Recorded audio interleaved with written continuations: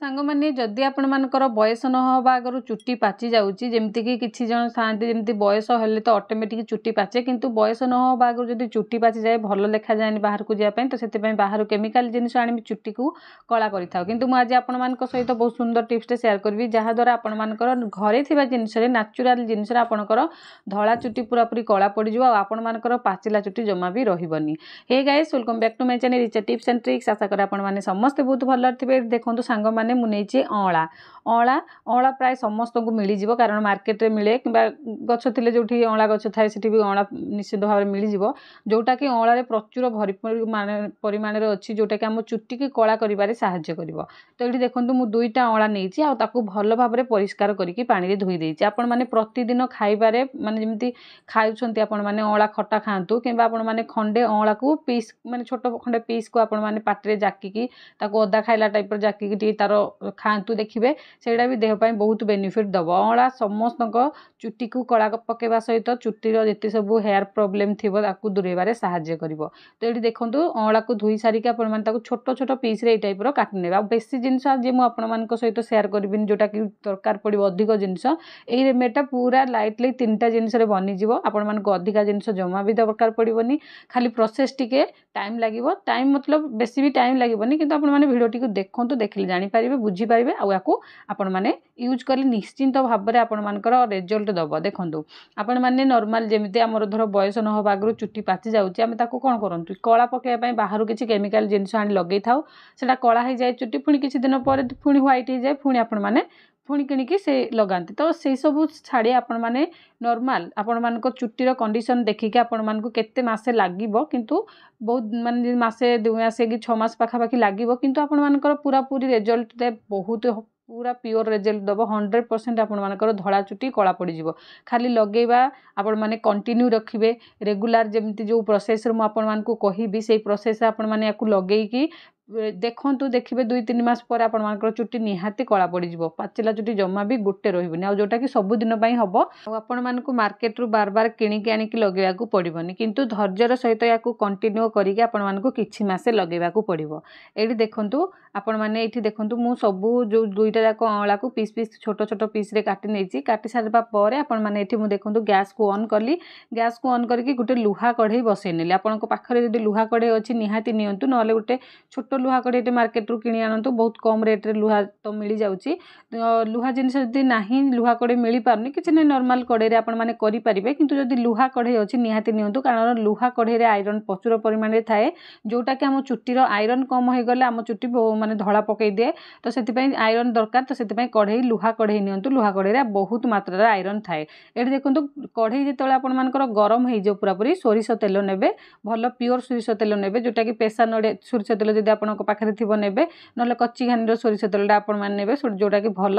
ତ ଏଠି ଦେଖନ୍ତୁ ମୁଁ ସୋରିଷ ତେଲ 1 କପ୍ ପାଖାପାଖି ଦେଲି। ଛୋଟ ଯେଉଁ ଚା ପିଆ କପ୍ ଆପଣମାନେ ଦେଖିପାରୁଥିବେ, ସେଇ କପ୍ରେ ମୁଁ 1 କପ୍ ଏଥିରେ ଦେଲି ସୋରିଷ ତେଲ। ଆଉ ଗ୍ୟାସ୍ର ଫ୍ଲେମ୍କୁ ପୁରାପୁରି ସିମ୍ ରଖିବେ, ଜମା ବି ହାଇ ଫ୍ଲେମ୍ କରିବେନି, ପୁରା ଧିମା ଆଞ୍ଚରେ କରିବେ। ଆଉ ପୁରା ଗ୍ୟାସ୍ର 2 ପଟ ଚୁଲା ଥାଏ, ଗୋଟେ ବଡ଼ ଗୋଟେ ଛୋଟ ପଟ ଚୁଲା ସାଇଡ଼୍ରେ ଆପଣମାନେ କରିବେ। ଆଉ ଚୁଲିରେ କଲେ ବି ପୁରାପୁରି ଜାଳ କମ୍ କରିକି କରିବେ। ଏଠି ଦେଖନ୍ତୁ ଯେତେବେଳେ ତେଲଟା ଭଲ ଭାବରେ ଗରମ ହେଇକି ତାର ଗୋଟେ ଧୂଆଁ ବାହାରିବ ସୋରିଷ ତେଲର, ସେଇ ଷ୍ଟେଜ୍ରେ ଆପଣମାନେ କ'ଣ କରିବେ, ଏଇ ଆମଲାକୁ ଯେଉଁ କାଟିକି ରଖିଥିବେ ଆମର ଅଁଳାକୁ ସେଥିରେ ଆଡ଼୍ କରିଦେବେ। ଆଡ଼୍ କରିକି ଏମିତି ଭିତରେ ଆପଣମାନେ ଚଲେଇବେ। ତ ଦେଖନ୍ତୁ ସାଙ୍ଗମାନେ ୟାକୁ ଭଲ ଭାବରେ ତେଲ ସହିତ ଚଲେଇବେ, ଯେଉଁଟାକି ଆପଣଙ୍କର ଅଁଳା ଭିତରେ ଯେତେ ସବୁ ପ୍ରପର୍ଟି ଥିବ ଆମର ତେଲ ଭିତରକୁ ଚାଲିଯିବ। ଆଉ ଆପଣମାନଙ୍କର ଯେତେବେଳେ ଚୁଟିରେ ୟାକୁ ଆପ୍ଲାଏ କରିବେ, ଆପଣଙ୍କର ଚୁଟି ଧଳା ତ ପଡ଼ିବନି, ଯେଉଁ ଧଳା ଚୁଟି ଥିବ ବହୁତ ଶୀଘ୍ର ତାକୁ କଳା ପକାଇବାକୁ ସାହାଯ୍ୟ କରିବ। ଏଠି ଦେଖନ୍ତୁ ହାଲକା ହାଲକା ଏମିତି ଦେବେ, ଆଉ ଏଇଟାକୁ ପୁରା ସିମ୍ କରିକି କରିବେ ଫ୍ଲେମ୍କୁ। ତାପରେ ଆପଣମାନେ ନେବେ ହାଲକା 2 ଚିମୁଟା ପାଖାପାଖି ଆପଣମାନେ ହଳଦୀ ନେବେ, ଭଲ ହଳଦୀ ଟିକେ ନେବେ, ଆଉ ଏଇଥିରେ ଦେଇଦେବେ। ଦେଇକି ସବୁକୁ ପୁରା ଧିମା ଆଞ୍ଚରେ ଆପଣମାନେ 20-25 ମିନିଟ୍ ପାଖାପାଖି ୟାକୁ ଫୁଟେଇବେ, ଯେ ପର୍ଯ୍ୟନ୍ତ ମାନେ ଆପଣଙ୍କର କଢ଼େଇ ଦେଖି, କଢ଼େଇ ମୋଟା କି ପତଳା ସେଇ ହିସାବରେ ଜଲ୍ଦି ବି ଟିକେ ହେଇପାରିବ। ତ ସେଇ ହିସାବରେ ଆପଣମାନେ ଦେଖିବେ ପୁରା ଯେତେ ସିମ୍ ଆଞ୍ଚରେ ଆପଣମାନେ କରିପାରିବେ। ଆଉ ଯେପର୍ଯ୍ୟନ୍ତ ଆମର ଦେଖିବେ ଅଁଳାଟା ଯେପର୍ଯ୍ୟନ୍ତ କଳା ନ ପଡ଼ିଯାଇଛି ସେ ପର୍ଯ୍ୟନ୍ତ ଆପଣମାନେ ୟାକୁ କୁକ୍ କରିବେ।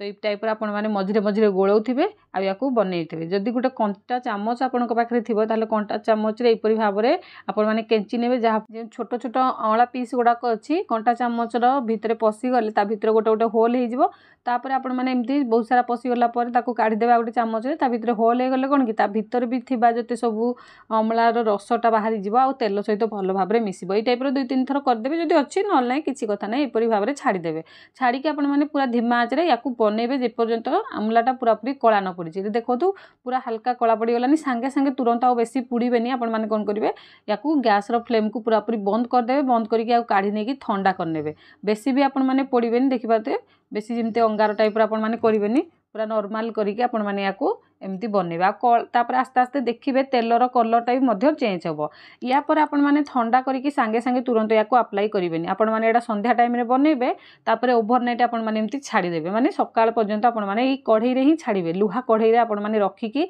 तेल आउ अँला को छाड़ीदेवे ये देखो मु पूरा राति सारा रखी ओभरनाइट रखी सारा पर मुझे देखी एटा तो अलरेडी ठंडा हो जाइए राति सारा रखला तापर आपण मैंने या कौन करेंगे काढ़ी ने तर तेल को अलग करने आ जो अँला गुड़ाक आमर भितर अच्छी बाहर करने ये देखो केमती करेंगे गोटे पूरा कटन कपड़ा ने पतलार पूरा कटन कपड़ाटे ने से मैंने छाणीबे चाहा छुणा छाणिले कौन कि जो भितर टी हलदी आमर पकई तार जो गुंडटा पलैब तेल तो से कपड़ा साहाଯ୍य आपण मैंने छाणीबे जहाँफल खाली तेल जीव किसी भी जब गुंड थी से गुंड गुड़ाक जमा भी तेल मिसबनी तो ये टाइप छोट कपड़ाटे नहीं आपको छाणीने छाणी सारापर तेल को आपण मैंने अप्लाई करेंगे किपरि अप्लाई करेंगे मुझे बहुत सुंदर टिप्सटा शेयर कर सांग निहाती आपण मैंने या यूज करूँ मु 100% दूसरी आपण मैंने किछि मास आपंकर चुटीर कंडीशन देखिए किछि मास भितर निहाती आपंकर चुटी जो धला चुटी बहुत सारा चुटी जब पाची पाची आसूसी पाचिबा कम होगा सहित चुटी जब सब पाची जाइए कला पकईदेव तो ये देखो सांग मैंने जदि आपण मैंने चैनल नुआ अच्छा प्लीज मो चैनल टी सब्सक्राइब करूँ ऑन नोटिफिकेशन क्लिक करूँ ताकि नुआ नुआ वीडियो नोटिफिकेशन सर्वप्रथम आपण मैंने पाइपर आज वीडियो जदि आपंपाई किसी भी लगुच हेल्पफुल निहाती आपण मैंने या व्यवहार तो करेंगे या किपरि व्यवहार करके आपंकर मतामत मत कमेंट सेक्शन में जनइबे अन्य मान सहित शेयर करने जमारू भी भूलें आपण मैंने कई एरिया देखुं मत कमेंट सेक्शन में जनइले जानले खुशी लगे नुआ नुआ वीडियो बनाई मोटिवेशन मिल पार ये देखो मुझे सबू जिते अँला काढ़ी नेली आ जो तेलटा बढ़ला देखूँ एटा केते गाढ़ा हो जाइए पूरा कला टाइप पड़ जाइए जेहेतु लुहा कढ़ईटार अच्छी निहाती कला पड़ज सहित पुणी एटा सोरिष तेल थिला तापर अँला पड़ी तो एटा कला हम तो या कौन करेंगे हल्का एमती नहीं आपंकर चुटी मूल मसाज करके लगेबे देखो हल्का हल्का नहीं मसाज कर चुटी मूल लगेबे चुटी मूल लगे राति सारा छाड़ीदेवे ना आप धर आज सपोज लगेले या लगे हल्का जमी आम तेल लगे जाऊ नॉर्मल सेमती चुटी मूल लगे मसाज करके छाड़ीदेवे ता नेक्स्ट डे आपण मैंने चुटी को धोइबे यहीपरि भाव में जितेबाला आपण मैंने लगाउछन्ती सप्ताह को थरे 2 थर लगातु देखिए आपण मानकर चुटी झड़वा समस्या बंद होगा सहित आपण मानकर धला चुटी भी बहुत शीघ्र कला पड़ो ता सहित आपण मैंने देखो या कंटिन्यू रखु सप्ताह 2-3 थर लगातु एमती किछि मास लगेला निहाती आपण मानकर भल रिजल्ट दब आशा करछि आज वीडियो भल लगी आज वीडियो को मुझे रखुची रही नमस्कार जय जगन्नाथ।